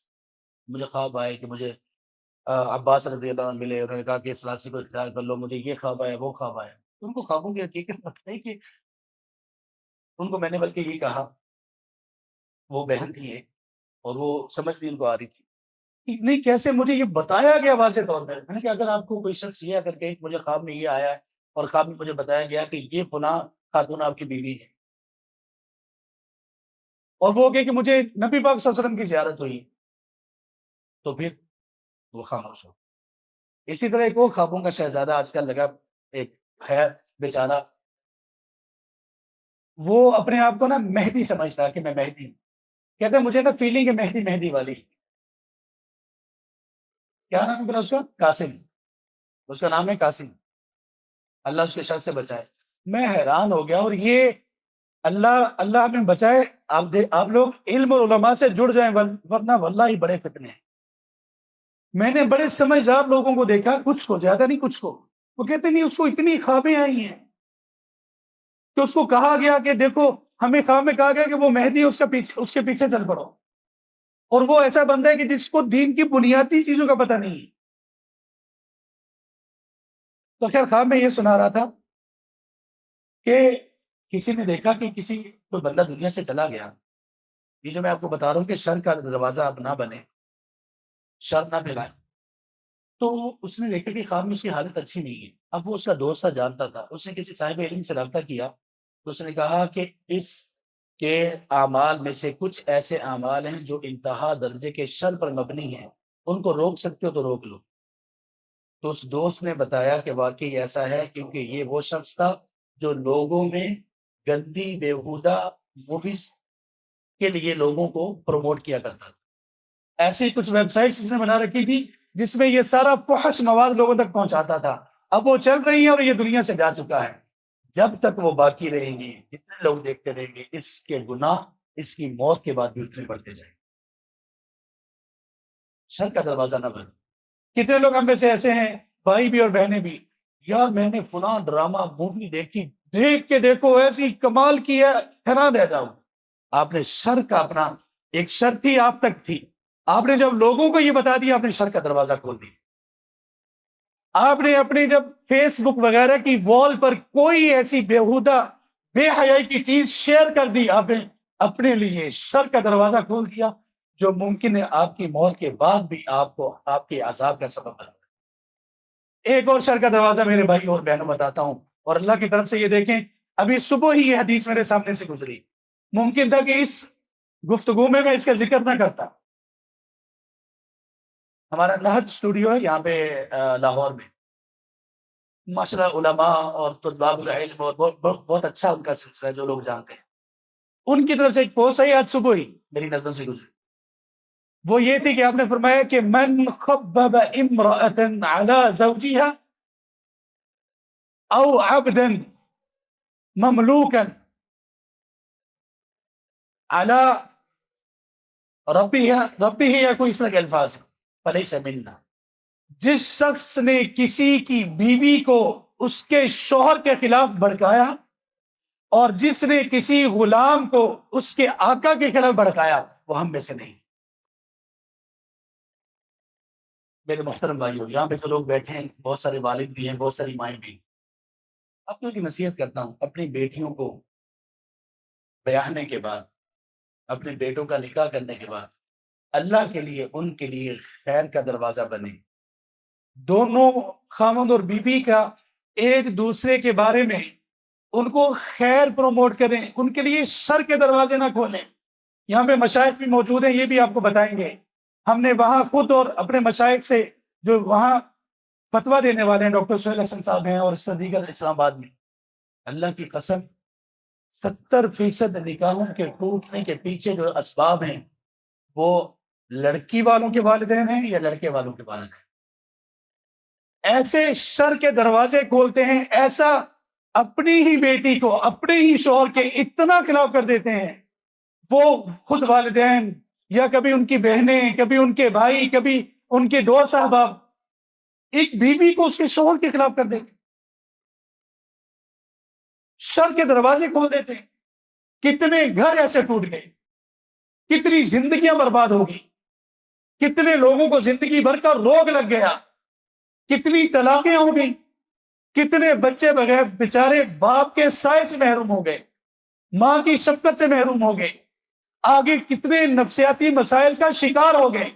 اور یہ آگ کس نے لگائی تھی؟ ان کے اپنے رشتہ داروں میں سے کسی۔ بندہ کس کو کہاں پر واویلا کرے کہ جب یہ آگ لگانے والے خود والدین، خود اس کے اپنے بہن بھائی ہوں، خود اپنے دوست احباب۔ کچھ اللہ کا خوف کرو، کچھ اللہ سے حیا کرو، کر کیا رہے ہو؟ آپ کے اس فرمان میں کتنی نفرت ہے اس بندے کے لیے، کوئی بھی ہو، جس نے کسی کی بیوی کو اس کے خلاف برگلایا۔ کیا کر رہے ہو آپ لوگ؟ یہ شر کا دروازہ، اس کو نہ کھولو، گھر اجڑ جائے گا، تباہ و برباد ہو جائے گا۔ اصلاح کے لیے تو نبی مکرم صلی اللہ علیہ وسلم نے اتنے بڑے گناہ کو بھی جائز قرار دے دیا، جھوٹ اصلاح کے لیے۔ اور جہاں پہ شر پھیلتی ہو وہاں پر ایک سچ کو بھی حرام قرار دے دیا۔ کون سا سچ؟ جو غیبت میں بولا جاتا ہے، سچ ہے لیکن حرام ہے۔ اور اصلاح کرنے کے لیے جھوٹ ہے لیکن حلال ہے۔ آپ نے فرمایا ہم میں سے ہے ہی نہیں، اتنی نفرت کا اظہار کہا، ہم میں سے ہے ہی نہیں جس نے کسی کی بیوی کو اس کے شوہر کے خلاف کیا۔ فرمایا کہ لا يدخل الجنت قطات، رواہ مسلم، وہ شخص جنت میں داخل ہی نہیں ہوگا جو چغل خور ہے، جو ایک کی بات بے شک وہ سچ ہو دوسری جگہ پر اس لیے بیان کرتا ہے، اسے معلوم ہے کہ اس بات کے بیان کرنے کی وجہ سے آگ لگ جائے گی، اصلاح نہیں چاہتا۔ یہ وہ شخص ہے جتنا بھی نمازی ہو، جتنا پرہیزگار ہو، جتنا اسلامی حلیہ ہو، ہر سال حج اور عمرے کے لیے جاتا ہو، یہ بندہ کبھی جنت میں داخل نہیں ہو سکے گا، اور قبر کا عذاب الگ اس کے لیے بھائی، کیونکہ اس نے شر کا دروازہ کھول دیا اپنی غیبت اور چغلی کی وجہ سے۔ اللہ کے لیے نہ کھول۔ تیسرے نمبر پر جو مختصر کرتا ہوں، جو شر کا خیر کا دروازہ ہے، وہ ہے آپ کی زبان کو اچھا کر لو، پاک بنا لو زبان، اس کی وجہ سے اتنے خیر کے دروازے کھولیں گے۔ امام ابن حبان رحمہ اللہ فرماتے ہیں روضۃ العقلاء میں، ایک کا قول نقل کرتے ہیں کہ بندے اپنی زبان کھولنے سے پہلے تھوڑا سا یہ سوچ کہ اللہ نے اس زبان کے سامنے 2 گیٹ لگائے ہیں، 2 دروازے، ایک دانت اور ایک ہونٹ، یہ دونوں جب کھلیں گے تو کوئی بات کر سکے گا۔ سوچ سمجھ،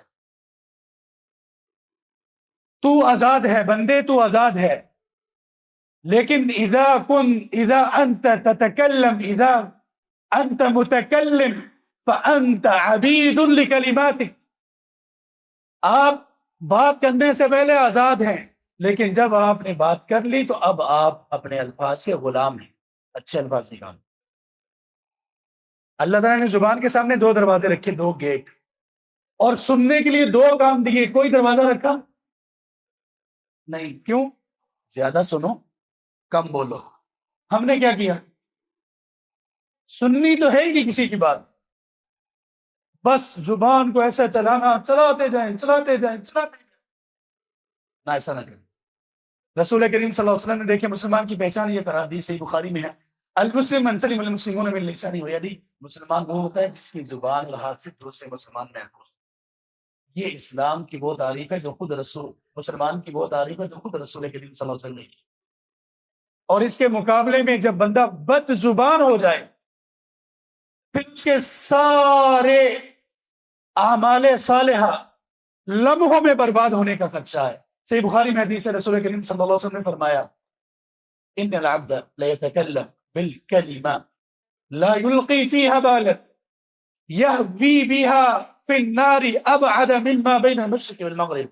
آپ نے فرمایا کہ بندہ کبھی ایسی بات کرتا اس میں غور و فکر نہیں کرتا، اس ایک بات کی وجہ سے جہنم میں اتنا دور جا کر گرتا ہے کہ اتنی دوری مغرب و مشرق کے درمیان بھی نہیں. اور یہ زبان تو ایک الگ سے بات ہے. کورونا سے پہلے ہماری آخری ورکشاپ ہوئی تھی، پورے دن کی ورکشاپ، پورے دن کی قریب 6 سے 8 گھنٹوں کی ورکشاپ تھی. اس کا موضوع یہ تھا بٹوین اسپیچ اینڈ سائلنس، آپ کی خاموشی اور آپ کے کلام کے درمیان، یہ اس کا موضوع تھا. اور پوری ورکشاپ زبان سے متعلق. آپ جب بد زبان ہو گئے تو سمجھ لیں کہ شر کے دروازے بڑے کھلنے والے ہیں. زبان کو کنٹرول کی.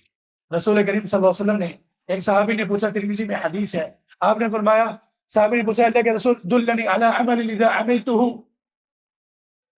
یدخلنی الجنہ ویباعدنی من النار، جب میں وہ عمل کروں تو اللہ مجھے جنت میں داخل کر دیں، جہنم سے دور کر دیں. آپ نے فرمایا ان لقد سألت عن عظیم وانه لیسیر علی من یسر اللہ علیہ، آپ نے بڑی عظیم بات کا سوال کیا لیکن یہ آسان ہے جس پر اللہ آسان کر دیں.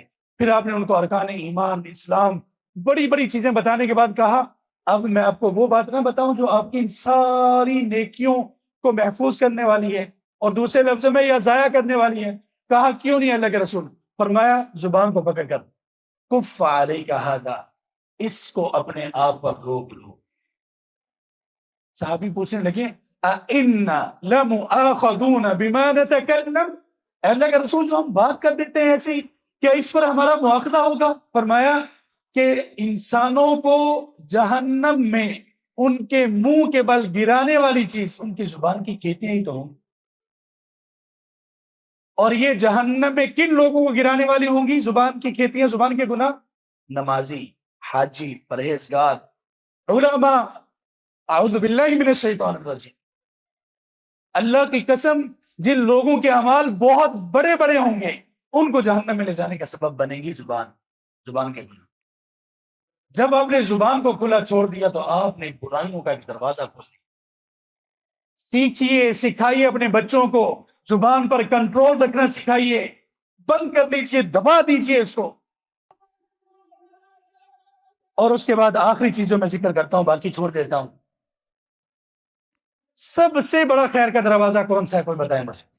آپ کا سب سے بڑا خیر کا دروازہ ہے بھائیوں اور بہنوں، علم علم علم. ہم نے بات کہاں سے شروع کی تھی؟ اقرأ بسم ربک الذی خلق. سب سے بڑا دروازہ علم. ایک چھوٹی سی کہانی آپ کو سناتا ہوں، من گھڑت نہیں ہے، فلاں بزرگ نے کہا والی نہیں، حقیقی. ایک نوجوان تھے، کوئی 30 کے قریب یا اس سے بھی کم ان کی عمر تھی. ان کو بھیجا گیا ایک علاقے میں، وہاں پر جا کر انہوں نے دعوت دی اور کچھ لوگ مسلمان ہونا شروع ہو. اس ایک بندے کی وجہ سے اس ایک شہر میں اسلام پھیلنا شروع ہوا اور آج وہ شہر دنیا میں دوسرے نمبر پر سب سے مقدس شہر ہے. کون سا شہر بتائیے؟ کون سا شہر دنیا میں دوسرے نمبر پر سب سے مقدس کون سا شہر؟ مدینہ الرسول صلی اللہ علیہ وسلم. جانتے ہیں کس بندے کی بات کر رہا ہوں؟ کون بتائے گا؟ جلدی سے بتائیں، جلدی سے. جی، حضرت مصعب بن عمیر. ماشاء اللہ تبارک الرحمن، اللہ آپ کو جزائے خیر دیں. یہ دین مصعب بن عمیر. اللہ اکبر. کون تھے مصعب بن عمیر؟ اگر ہم نوجوانوں نے اللہ بس ہم پر رحم کر دے، اللہ ہم پر رحم کر دے، ہمیں فلسطین میں جو ہمارے ساتھ ہو رہا ہے، اللہ تعالیٰ ہمارے بھائیوں کی بہنوں کی مدد کرے۔ ہمارا جمعہ بھی اسی موضوع پر تھا۔ ہم کیسی قوم بن چکے ہیں؟ 60 ممالک ہیں، کچھ بھی نہیں کر سک رہے۔ کیوں نہیں کر سک رہے؟ کچھ اسباب ہیں۔ کس کو معلوم ہے؟ اپنے آپ سے سوال کرو، میں آپ سے ہاتھ بلند کرنے کا نہیں کہوں گا۔ کس کو معلوم ہے کہ مصعب بن عمیر کون تھے؟ اور اللہ کی قسم جس کو نہیں معلوم کہ کون تھے، اس نے بہت نقصان کیا۔ جب اسے اپنے ہیروز کا ہی نہیں پتا تو وہ کیسے زندگی گزارے گا؟ آج کتنے لوگ ایسے ہیں ان کو یہ تو آج معلوم ہے کہ ورلڈ کپ میں پاکستان کے پوائنٹس کتنے ہیں، ان کو یہ نہیں معلوم کہ فلسطین میں، غزہ میں اس کی صورتحال کیا ہے اور وہاں پہ کیا ہو۔ جب اتنی پستی ہو تو پھر تو یہ باریاں ہیں۔ افغانستان کی باری تھی، کشمیر کی باری آئی، اور پھر بغداد کی باری آئی، اور چچنیا اور رشیا کی کہیں اس کی باری آئی، اب یہ فلسطین کی باری ہے۔ ہم پر اللہ رحم کرے، اگر باز نہ آئے تو پھر ہماری باری بھی کرے۔ مصعب بن عمیر رضی اللہ عنہ انتہا درجے کے نفاست پسند نوجوان تھے، ایسے کہ ان کے بالوں کی خوبصورتی کی مثالیں دی جاتی، خوشبو میں معطر۔ اسلام قبول کیا، سب کچھ چھین لیا گیا، ہجرت حبشہ کی، حبشہ کے بعد ان کو نبی مقدم صلی اللہ علیہ وسلم نے بھیجا مدینہ میں۔ مدینہ میں اس وقت اوس کے 2 بڑے سردار تھے، سعد بن معاذ اور اسید بن اسید رضی اللہ عنہ، یہ 2 تھے بڑے سردار۔ مصعب بن عمیر وہاں پر گئے اور وہاں پر جا کر اسد ان کے ساتھ تھے، اسد بن زرار رضی اللہ عنہ۔ تو انہوں نے کہا کہ یہاں اگر ان 2 سرداروں کو آپ دعوت دے دی، ان کو سمجھ آ گئی تو پورے مدینے میں آپ کی راہ آسان ہو جائے۔ یہ بیٹھے ہوئے تھے، سعد بن معاذ کہنے لگے اپنے ساتھی کو، بنو اشل قبیلے کے دونوں تھے، کہنے لگے اسید کو کہ یار ان نوجوانوں کو جا کر دیکھو، یہ مکہ سے آئے ہیں، یہ ہمارے نوجوانوں کو بے وقوف بنائیں گے، ذرا تھوڑا سا ان کو ڈرا کے آؤ۔ سعد بن معاذ کی ایک جرأت تھی، ایسے ویسے سردار نہیں تھے، ایک روب تھا۔ سردار تو حسین بھی تھے، لیکن سعد کی کیا بات، کہا ان کو ڈرا کر آؤ۔ اور یہ جو اس کے ساتھ بندہ بیٹھا ہوا نا اسد، یہ اصل میں میرا رشتہ دار نہ ہوتا تو میں خود جاتا۔ رشتہ داری کا رکھ رکھاؤ تھا ان میں۔ حسین ان کے پاس گئے اور کہا تم لوگ یہاں پہ کیا کر رہے ہو؟ اٹھو۔ مصعب کہنے لگے دعوت دینے والے ہمارے بھائی اور بہنیں حضرات تھوڑا سا غور کریں، طلاب العلم بھی غور کریں، طالبات العلم بھی غور کریں، دعوت دینی کیسے ہے۔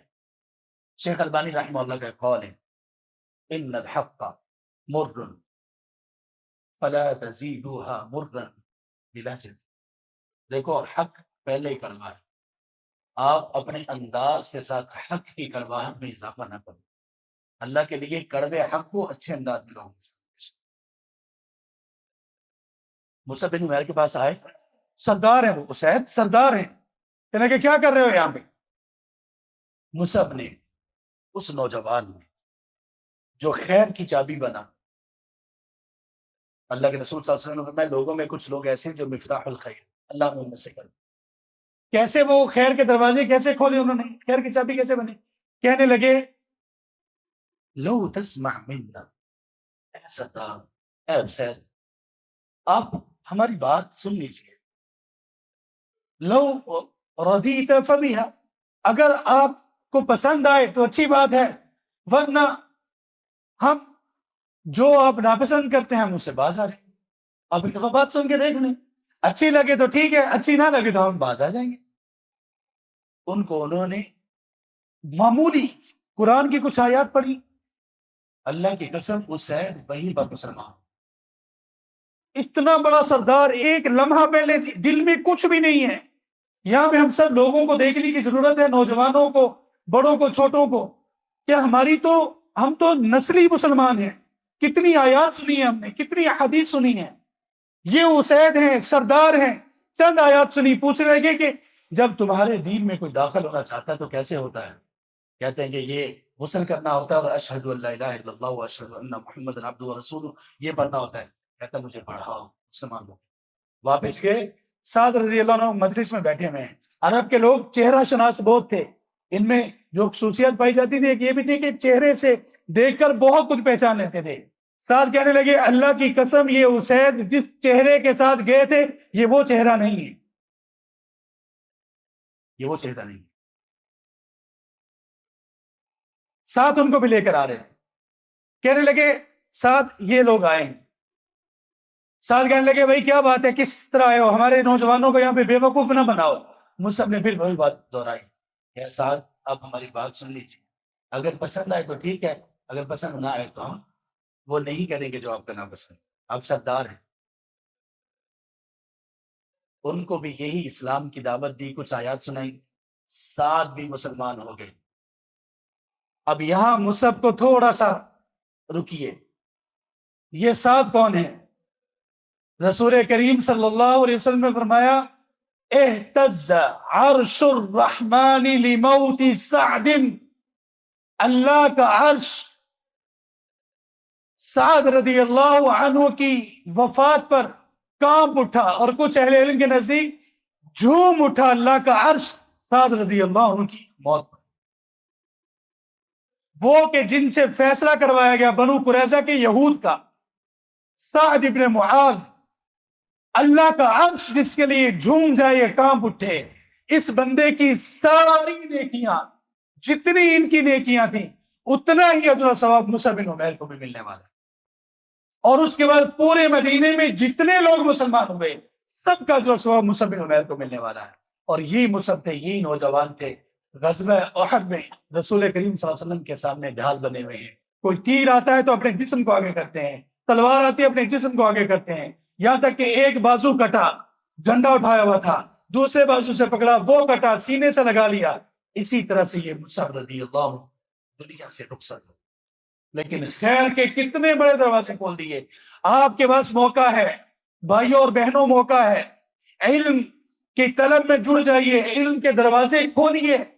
آپ کو اگر اللہ نے 2 بچے دیے ہیں, بیٹے یا بیٹیاں, کم از کم ایک کو تو اللہ کی راہ میں دین کی طلب کے لیے لگا دیجیے, کم از کم اتنا تو کیجیے. خیر کے دروازے جتنے اس سے کھلنے والے ہیں, دنیا میں کوئی اتنا بڑا صدقہ جاریہ نہیں ہے جتنا بڑا صدقہ جاریہ علم کا پھیلانا اور علم کی ترویج. اور اس کے مقابلے میں جو شر کا دروازہ ہے وہ یہ ہے کہ جتنا آپ علم کی راہ میں رکاوٹ بنے, جتنا آپ علم سے دور رہے, اتنے ہی دروازے آپ کے لیے شر کے کھلتے چلے جائیں. علم سے دور ہوں گے, شیطان کے قریب ہوں گے. جتنے فتنے آنے والے ہیں, دجال کے فتنے تک آپ کو محفوظ رہنے کا طریقہ بتا دیا گیا, یا علم ہے یا علماء ہے. جب جب آپ علم اور علماء کو چھوڑو گے آپ فتنوں کی شدت میں اور فتنوں کی دلدل میں ڈوبتے چلے جاؤ. سب سے بڑا خیر کا دروازہ علم, اور سب سے بڑا شر کا دروازہ جہالت اور لا علم. آئیے اس سے جڑ جائیے. اللہ تبارک و تعالیٰ ہمیں عمل کی توفیق نصیب فرمائے. جو کہا اللہ تعالیٰ سب سے پہلے مجھے اس پر عمل کی توفیق دیں, اور اس کے بعد آپ سب کو اس پر عمل کی توفیق دیں, اور اللہ ہمیں توفیق دے دیں کہ ہمارے دلوں کی اجڑی دنیا پھر سے آباد ہو جائے. اللہ ہمیں توفیق دے دے کہ ہم بھی اس علم سے جڑ جائیں. اللہ ہمیں توفیق دے کہ ہم سے یہ خیر دوسروں تک بھی پہنچے, اور دوسرے لوگ بھی خیر کے دروازوں میں داخل ہو جائیں, کہ اللہ ہمیں اس خیرات میں ہمیں بھی کوئی حصہ نصیب کر دیں. اللہ ہمیں انہی پاک پاک ہستیوں کے نقش قدم پر چلنے کی توفیق دے جن کا تذکرہ ہم نے خیر کے ساتھ ابھی کیا. آمین یا رب العالمین. سبحانک اللہم و بحمدک اشہد ان لا الہ الا انت استغفرک و اتوب الیک.